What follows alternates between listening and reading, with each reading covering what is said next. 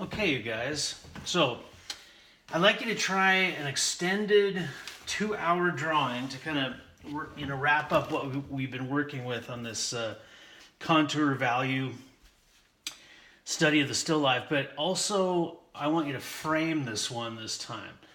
So you can do this one of two ways. Either start out by drawing a format, a rectangle inside your paper. Start placing your objects in relation to that, still being true to your setup, but you can, frame things a little bit differently to make it more interesting.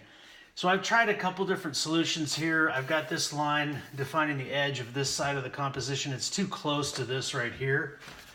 So I had it out further at first, and then I wanted to give it a shot, see what the composition felt like a little closer, but I think,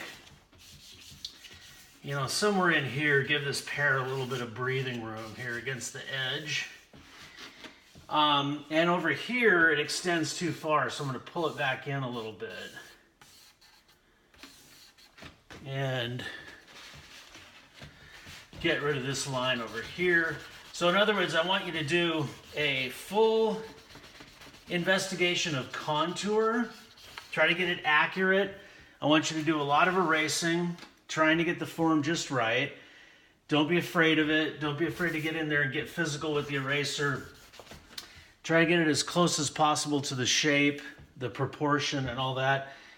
And then I also want you to frame this. So we start thinking about composition. This whole area back here, we could think of as negative space or figure ground.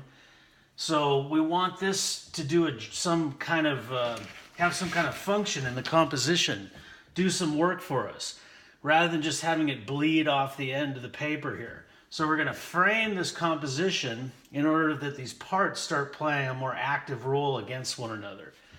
So this horizon back here, the edge of the table, can be important to define this as a particular shape back here.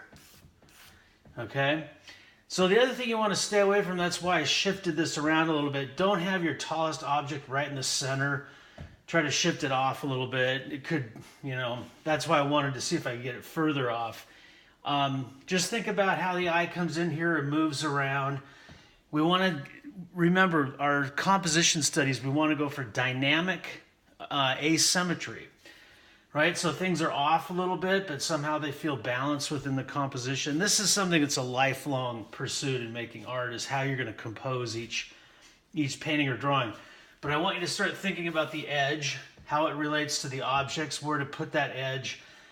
And I mentioned this early on in setting up the still life. The front, I'm kind of looking down on this from close by here. But having the front of the table in here helps a lot. Maybe I should have set up my still life closer to the front, because then you got the front, move across the table, and you got the back. How I have it set up here, I'm not including the front of the table in my composition. But again, a 2-hour study, work on your contours, work on your shading, and now add a compositional element. Work on how to frame the view that you have. Okay.